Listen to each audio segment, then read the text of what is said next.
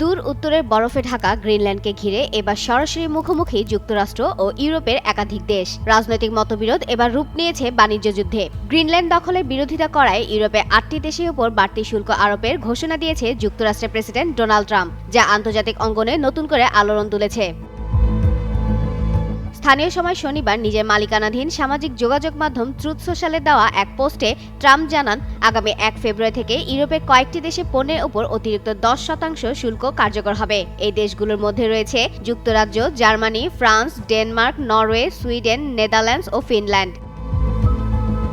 পোস্টে ট্রাম্প আরও হুঁশিয়ারি দিয়ে বলেন, গ্রিনল্যান্ড কেনার বিষয়ে যুক্তরাষ্ট্রকে অনুমতি না দেওয়া পর্যন্ত শুল্ক আরোপের মাত্রা ধাপে ধাপে বাড়ানো হবে। তার ঘোষণা অনুযায়ী আগামী 1 জুন থেকে এই শুল্ক 25% উন্নীত করা হবে এবং কোনো সমঝোতা না হওয়া পর্যন্ত তা বহাল থাকবে।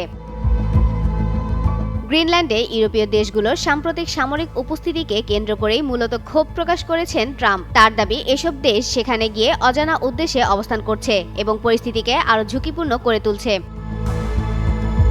এদিকে ট্রাম্পের এই অবস্থা তীব্র সমালোচনা করেছেন ইউরোপীয় দেশগুলো। যুক্তরাজ্যের প্রধানমন্ত্রী কিয়ার স্টারমার এক বিবৃতিতে বলেন, গ্রিনল্যান্ড ডেনমার্কের অংশ এবং এর ভবিষ্যৎ নির্ধারণের অধিকার কেবল গ্রিনল্যান্ডবাসী ও ডেনমার্কেরই রয়েছে। ন্যাটো মিত্রদের ওপর শুল্ক আরোপকে তিনি সম্পূর্ণ ভুল সিদ্ধান্ত বলে মন্তব্য করেন। শুল্ক ঘোষণার আগেই গ্রিনল্যান্ড ও ডেনমার্কে ট্রাম্পের দখলদারিত্বমূলক নীতির বিরুদ্ধে বিক্ষোভ শুরু হয়। এই উত্তেজনা ভবিষ্যতে যুক্তরাষ্ট্র ও ইউরোপের সম্পর্ককে আরও জটিল করে তুলতে পারে বলে মনে করছেন বিশ্লেষকরা।